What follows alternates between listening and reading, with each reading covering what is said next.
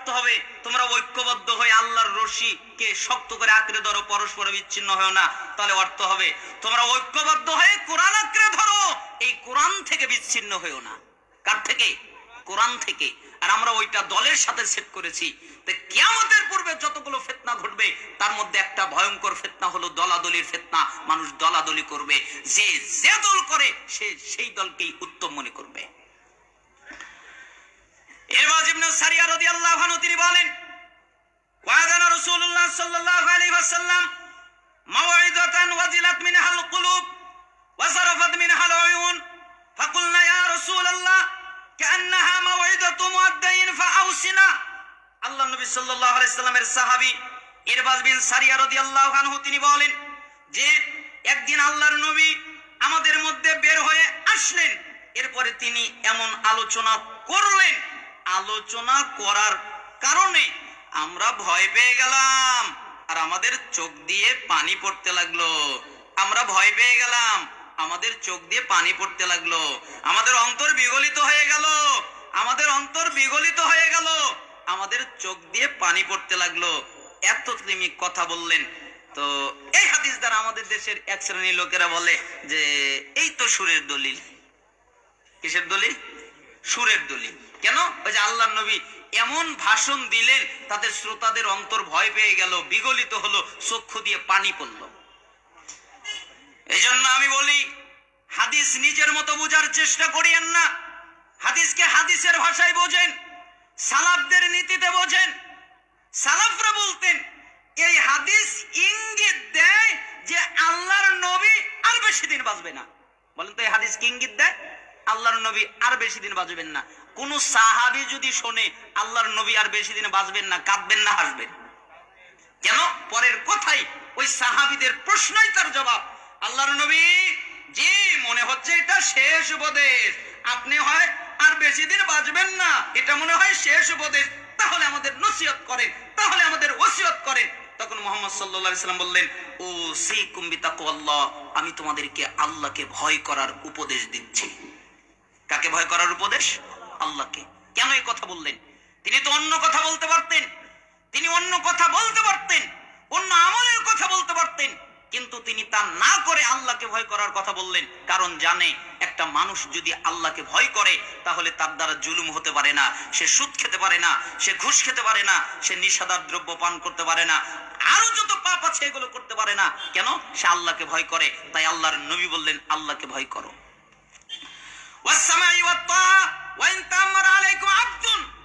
আর তোমাদের যারা নেতা হবে তোমরা এই নেতার কথা শুনবে তারপরে মানবে। বলেন তো কি বললেন? শুনবে তারপরে মানবে। আর আমাদের দেশে হয় উল্টা, নেতা বলে এই ওকে ধর, ঠিক তাই দৌড় দেয়, ওকে একবারে ফাতা ফাতা করে ফেলে। নেতা বলে ওই বাড়ি ধর, তাই করে। আমির বলে ওকে ধর, তাই করে। তার আমির, তার নেতা তাকে যা বলে সে তাই করে। অথচ রাসূল সাল্লাল্লাহু আলাইহি সাল্লাম উল্টা বললেন, তিনি বললেন আগে শুনবে, নেতার কথা আগে শুনবে, আমিরের কথা আগে শুনবে, শাসকের কথা আগে শুনবে, হুজুরের কথা আগে শুনবে, মুফতির কথা আগে শুনবে, প্রত্যেকের কথা আগে শুনবে। যদি দেখো কথা ঠিক তারপরে মানবে, যদি দেখো কথা ব্যাঠিক তাহলে মানার আর দরকার নাই।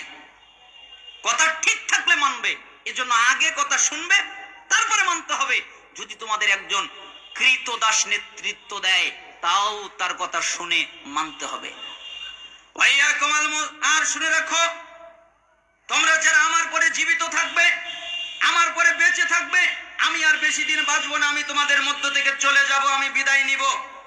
তোমরা যারা আমার পরে বেঁচে থাকবে তারা দেখতে পাবে অনেক মতভেদ, একজনের সাথে আর একজনের কোনো মিল নেই, একজনের সাথে আর একজনের মতভেদ হয়ে গেছে, দলাদলি করেছে, তাদের ঐক্য নেই, ঐক্য জোট নেই, তারা বিভক্ত হয়ে গেছে। ওই সময়ে তোমাদের কর্তব্য হলো আমার সুন্নাত আর আমার খোলাফায়ে রাশেদিনের সুন্নাতকে শক্ত করে আঁকড়ে ধরবে। আদ্দু আলাইহা বিন নওয়াজিজ, মারির দাঁত দিয়ে কামড়ে শক্ত করে আমলের মাধ্যমে সুন্নাহকে বাঁচিয়ে রাখবে, বাস্তবায়ন করবে। তোমরা মনে রাখো ইখতিলাফ ঘটবে, আর ইখতিলাফের সময় আমার সুন্নাতের দিকে আসতে হবে।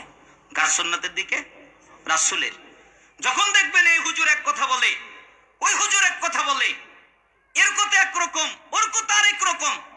কার দিকে ফিরে যেতে হবে? মুহাম্মদ সাল্লাল্লাহু আলাইহি সাল্লামের দিকে এবং তার খোলাফায়ে রাশিদিনের দিকে। তার মানে ইখতিলাফ এটা কিয়ামতের পূর্বের একটা ফিতনা, ভয়ঙ্কর একটা ফিতনা, এটা ঘটবে। হাদিসটা আবু দাউদের 4607, তিরমিজি 2676, ইবনে মাজাহ 43, ইবনে হিব্বানের 5 এবং আরো রয়েছে সহিহ তারগিব ওয়াত তারহিবের 37 নম্বর হাদিস, হাদিসের মান সহিহ। আমি আপনাকে বোঝাতে চাচ্ছিলাম কিয়ামতের পূর্বে ইখতিলাফ ঘটবে, কিয়ামতের পূর্বে দলাদলি ঘটবে, ফিতনা ঘটবে। অতএব আপনারা দলাদলি থেকে মুক্ত থাকার চেষ্টা করেন। আল্লাহ সুবহানাহু ওয়া তাআলা আমাদেরকে তৌফিক দান করুন। কিয়ামতের পূর্বে আর একটা ফিতনা ঘটবে, মানুষ মুমিন কিন্তু কাফের হয়ে যাবে। মুমিন মানুষ আছে কিন্তু কাফের হয়ে যাবে। বাদিরু বিল আমালি ফিতানান কাকিতাইল লাইলিল মুজলিম ইসবিহুর রাজুলু মুমিনা ওয়া ইউমসি কাফিরা ওয়া ইসবিহু মুমিনা ওয়া ইউমসি কাফিরা ওয়া ইউমসি মুমিনা ওয়া ইসবিহু কাফিরা। শোনো, অচিরেই ঘন আঁধার রাতের মতো, অন্ধকারের মতো ফিতনা তোমাদের মধ্যে আসবে। তোমরা ওই অন্ধকারের ফিতনা আসার আগেই তোমরা আল্লাহ সুবহানাহু ওয়া তাআলার আমল করে, দ্রুত আমল করার মাধ্যমে তোমরা প্রস্তুতি গ্রহণ করো। কেন? ওই সময় সকালে যে থাকবে মুমিন ও সন্ধ্যায় হবে কাফের, আর সন্ধ্যায় যে থাকবে মুমিন ও সকালে হবে কাফের। কেন? সে দিনকে দুনিয়া দিয়ে বিক্রি করে দেবে। দিনকে কি দিয়ে বিক্রি করে দেবে? দুনিয়া। সে দুনিয়া নিয়ে নিবে আর দিনকে নষ্ট করে দিবে। তার দিনের দরকার নেই, তার দিনের প্রয়োজন নেই, তার প্রয়োজনটা হলো দুনিয়া। 5383 নম্বর হাদিস মিশকাতুল মাসাবিতে এসেছে। তার মানে তার দুনিয়াটার প্রয়োজন, দিনের প্রয়োজন নয়। উল্টে যাবে, সে দিন দিয়ে দুনিয়াকে কিনে নিবে। আর সকালে থাকবে মুমিন, সন্ধ্যায় হবে কাফের, সন্ধ্যায় থাকবে মুমিন, সকালে হবে কাফের। তো কিয়ামতের পূর্বে একটা ভয়ঙ্কর ফিতনা, মানুষ কাফের হয়ে যাবে ঈমানদার থাকার পরে, ঈমানদার কাফের হয়ে যাবে। কিয়ামতের পূর্বে আরো অনেকগুলো ভয়ঙ্কর ফিতনার কথা এসেছে। সময়ের ব্যবধানের কারণে আমি আপনাদের এদিকে আর যেতে চাচ্ছি না। কয়েকটা জরুরি পর্যায়ের নসিহত আপনাদেরকে করা জরুরি মনে করেছিলাম, তাই আপনাদেরকে করা জরুরি মনে করছি। আজকের আলোচনার প্রথম উপদেশ নসিহত, প্রথম হাদিস, আবু হুরায়রা রাদিয়াল্লাহু আনহু তিনি বলেন, রাসূল সাল্লাল্লাহু আলাইহি ওয়াসাল্লাম বলেছেন, হাদিসের জগতে যত হাদিস আছে এরকম হাদিস দ্বিতীয়টা নেই। কেন নেই? কারণ আল্লাহর নবী সাল্লাল্লাহু আলাইহি সাল্লাম এইভাবে কোনোদিন ডাক দেননি, এভাবে কোনোদিন উল্লেখ করেননি, এভাবে কোনোদিন বলেননি তুমি এটা করো। আবু হুরায়রা তিনি বললেন, মান আখাযা আন্নি হাউলাইল কালিমাত ফায়ামালু বিহিন্না আও ইউআল্লিমু মান ইয়ামালু বিহিন্না। হে সাহাবীরা, তোমাদের মধ্যে কে আছে যে আমার কথা গ্রহণ করবে? তোমাদের মধ্যে কে আছে যে আমার কথা আমল করবে? তোমাদের মধ্যে কে আছে যে আমার কথা আরেকজনের কাছে পৌঁছে দেবে? তার মানে কে আছে এমন আমার কথা গ্রহণ করবে? কে আছে এমন আমার কথা অনুযায়ী আমল করবে? কে আছে এমন আমার কথা আরেকজনের কাছে পৌঁছে দেবে? এই জন্য সালাফরা বলতেন, কেউ যদি এই হাদিস শোনে তাহলে তাদের উপরে, এই হাদিসের উপরে আমল করা ওয়াজিব। কেন? আল্লাহ নবী সাল্লাল্লাহু আলাইহি সাল্লাম এরকম কোনোদিন বলেননি। তিনি কত আবেগ মাখা ডাক দিচ্ছেন, আমার কথা শুনবে কে? তার মানে মুহাম্মদ সাল্লাল্লাহু আলাইহি সাল্লামের কথা শুনতে হবে। আমার কথা আমল করবে কে? তার মানে মুহাম্মদ সাল্লাল্লাহু আলাইহি সাল্লামের কথা আমল করতে হবে। আমার এই কথা আরেকজনের কাছে পৌঁছে দেবে কে? তার মানে এই কথা আরেকজনের কাছে পৌঁছে দিতে হবে। ফাকুলতু আনা ইয়া রাসূলুল্লাহ, আবু হুরায়রা রাদিয়াল্লাহু আনহু তিনি বললেন, আল্লাহর নবী আমি আছি তো, আপনি যা বলবেন আমি তা গ্রহণ করব, আপনি যা বলবেন আমি তা আমল করব, আপনি যা বলবেন আমি তা আরেকজনের কাছে পৌঁছে দেব, আপনি বলেন। তখন মুহাম্মদ সাল্লাল্লাহু আলাইহি সাল্লাম ফাখাযা বিয়াদি ফাআদ্দা খামসান, আবু হুরায়রা হাত ধরলেন, এরপরে গুনে গুনে 5টা কথা বললেন। তিনি বললেন, আবু হুরায়রা জি, যদি তুমি 5টা কাজ করতে পারো তাহলে আল্লাহ তোমাকে 5টা পুরস্কার দেবে। কয়টা কাজ? 5টা কাজ। পুরস্কার দেবে কয়টা? 5টা। 5টা কাজ করতে পারলে আল্লাহ তোমাকে 5টা পুরস্কার দেবে। 1, ইত্তাকিল মাহারিমা তাকুন আবাদান নাস। তুমি কি চাও আল্লাহ আমাকে ওলি বানিয়ে দিক? তুমি কি চাও আমি আল্লাহর ইবাদত গুজার বান্দা হই, আমি আল্লাহর ওলি হই, আমি আল্লাহর বন্ধু হই, আমি আল্লাহর প্রিয় ব্যক্তি হই? এটা কি তুমি চাও? আচ্ছা, আপনারা কি মনে করেন, চান না চান না? আল্লাহর ওলি হই, এটা কি চান? ঠিক একই কথা বললেন, তোমরা কি চাও যে আল্লাহ আমাকে আল্লাহর ওলি বানিয়ে দিক, তোমাদের আল্লাহর ওলি বানিয়ে দিক? আবু হুরায়রা বললেন, জি আমরা তো চাই। তখন মুহাম্মদ সাল্লাল্লাহু আলাইহি সাল্লাম বললেন, শোনো, তাহলে আল্লাহ যা হারাম করেছেন, যেটা হারাম, এটা নিষিদ্ধ, তোমরা ওই হারামের কাছে যাবে না, তোমরা হারাম করবে না, আল্লাহর নাফরমানি করবে না, গুনার কাজ করবে না, তাহলে আল্লাহ বিনিময়ে তোমাদেরকে ওলি বানিয়ে দিবেন। ওলি হতে গেলে কি ত্যাগ করতে হবে? হারাম। আর আমাদের দেশে ওলি হতে গেলে মাজারে যেতে হয়, তাই না? ও মাজারে গিয়ে কি কি করে? মাজারে গিয়ে সন্তান চায়, মাজারে গিয়ে মান্নত করে, মাজারে গিয়ে সেজদা করে, মাজারে গিয়ে মাথা নত করে, আরো কত কিছু করে। অথচ আমি যেগুলো বললাম এর একটা যদি কেউ করে, সঙ্গে সঙ্গে ও কাফের হয়ে যাবে, আর ইসলামে থাকার জায়গা নেই। ও যদি মাজারে গিয়ে কিছু চায় ও কাফের, ও যদি সন্তান চায় ও কাফের, ও যদি সেজদা দেয় ও কাফের, ও যদি মাজারে মাথা নত করে তবুও কাফের। ওর ইসলাম থাকবে না, ওর দিন থাকবে না। আর মানুষ নাকি ওলি হতে মাজারে যাওয়া লাগে, পীরের কাছে যাওয়া লাগে। আল্লাহর নবী এজন্য ব্যতিক্রম কথা বললেন, তোমরা কি আল্লাহর ওলি হতে চাও? তাহলে হারাম ত্যাগ করো, বিনিময়ে আল্লাহ তোমাদের ওলি বানিয়ে দিবেন। অর্দা বিমা কসমাল্লাহু লাকা তাকুন আগনান নাস। দুই, তোমার তাকদিরে খুশি থাকো, তোমার ভাগ্যে খুশি থাকো। তুমি কি চাও আল্লাহ আমাকে ধনী বানিয়ে দিক, আল্লাহ আমাকে বড়লোক বানিয়ে দিক? এটা কি তুমি চাও? যদি চাও আল্লাহ আমাকে ধনী বানাক, আল্লাহ আমাকে বড়লোক বানাক, তাহলে তোমার তাকদিরে যা আছে তুমি তার উপরে খুশি থাকবে, বিনিময়ে আল্লাহ তোমাকে ধনী বানিয়ে দিবে। কেন? আরেকটি হাদিসে এসেছে ইবাদত করলে ধনী হওয়া যায়। আবু হুরায়রা রাদিয়াল্লাহু আনহু তিনি বলেন, রাসূল সাল্লাল্লাহু আলাইহি ওয়াসাল্লাম বলেছেন যে আল্লাহ তাআলা বলেন, ইবনা আদম, হে আদম সন্তান, তাফাররাক লি ইবাদাতি আমলা সাদরাকা গিনান ওয়া সুদ্দ ফাকরাক। তোমরা আমার ইবাদত করো, আমার বন্দেগী করো, আমার দাসত্ব করো। আমাকে বেশিক্ষণ কষ্ট দিয়েন না, আমার মুখ ব্যথা, গলা ব্যথা, কণ্ঠ ব্যথা, এই জন্য আপনাদের ইঙ্গিত দিলাম। রাসূল সাল্লাল্লাহু আলাইহি সাল্লাম বললেন যে আল্লাহ তাআলা বলেছেন, ইবনা আদম, হে আদম সন্তান, তোমরা আমার ইবাদত করো, আমার দাসত্ব করো, আমার বন্দেগী করো, আমার আনুগত্য করো, তাহলে আমি তোমাদের অন্তরটাকে ধনী বানিয়ে দিব। তোমাদের অন্তর গরিব, তো আমি তোমাদের অন্তরকে ধনী বানাবো, আর তোমাদের যত দরিদ্রতার রাস্তা আছে আমি আল্লাহ সব বন্ধ করে দিব। যত রাস্তা থাকতে পারে, যেই রাস্তা দিয়ে দরিদ্রতা আসে, ওই রাস্তা দিয়ে দরিদ্রতা আছে, ওই রাস্তা দিয়ে দরিদ্রতা আছে, আমি আল্লাহ বন্ধ করে দিব। ওয়াইলাম তাফাল মালাতু সাদরাকা শুগলান ওয়ালা মাসুদ্দা ফাকরাক।